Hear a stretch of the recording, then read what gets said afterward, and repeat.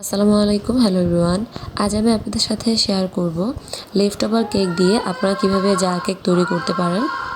আজকের কেকটার নাম দিয়েছি আমি ভ্যানচো জার কেক। যেহেতু চকলেট এবং ভ্যানিলা মিক্স কেককেই ভ্যানচো কেক বলা হয়।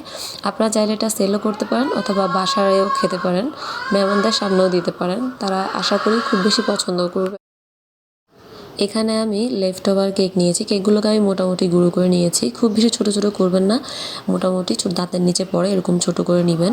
এরপর আমি এখানে সুগার সিরাপ নিয়েছি। আমি এখানে দুধের সাথে চকলেট মেল্ট করে মিশিয়ে এবং পরিমাণ মতো চিনি দিয়ে সুগার সিরাপটা তৈরি করে নিয়েছি। এরপর একটা জার নিয়ে নিয়েছি। এরপর একটা পাইপিং ব্যাগে আমি আমার লেফট ওভার চকলেট ক্রিম এবং ভ্যানিলা ক্রিম নিয়েছি।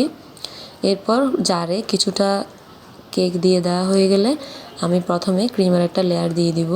আপনারা যারা ক্রিম খেতে পছন্দ করেন না বা ক্রিম কম খেতে পছন্দ করেন, আপনারা চাইলে ক্রিমটা বাড়িয়ে বা কমিয়েও নিতে পারেন। আর যদি আপনারা সেলের জন্য করেন তাহলে মিডিয়াম টাইপের ক্রিমটা দিবেন, যাতে যারা কম পছন্দ করে ওদেরও খারাপ না লাগে, আর যারা ক্রিম বেশি পছন্দ করে ওরাও খেয়ে মজা পায়। তো আমরা তো যেহেতু যারা সেল করি কেক, আমরা আসলে বুঝতে পারি না যে কে বেশি পছন্দ করে, কে ক্রিম কম পছন্দ করে। তো অর্ডারের কেকগুলো আপনি কাস্টমার থেকে জিজ্ঞেস করে দেন ক্রিম লাগাবেন, তাহলে দেখা যায় যে আর খুব একটা প্রবলেম হয় না। আর যদি এমনি নর্মালি শপে আপনারা কেউ যদি কেক সেল করেন, তাহলে খুব বেশি ক্রিমও দেওয়া যাবে না, আবার খুব কমও দেওয়া যাবে না, মোটামুটি মিডিয়াম পর্যায়ের ক্রিমটা আপনারা দিবেন।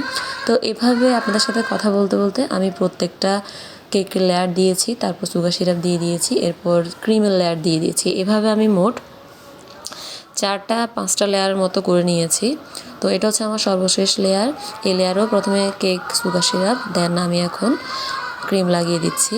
যেহেতু আমি আজকে বাস্কেট নজেল নিয়েছি, আপনারা চাইলে এখানে যে কোনো নজেল দিয়ে এই কাজটা করে নিতে পারবেন।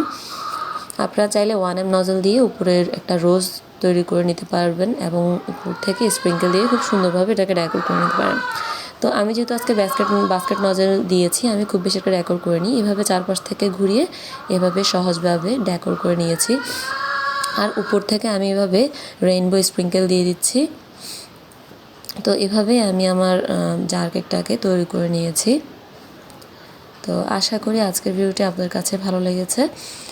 আপনারা সবাই আমার পরিবারের জন্য দোয়া করবেন। এরকম নতুন নতুন ভিডিও পেতে আমার চ্যানেলটি অবশ্যই সাবস্ক্রাইব করবেন এবং পাশে থাকা বেল আইকনে ক্লিক করে দিবেন। সবাই ভালো থাকবেন, সুস্থ থাকবেন। আজ এ পর্যন্তই। আল্লাহ হাফেজ।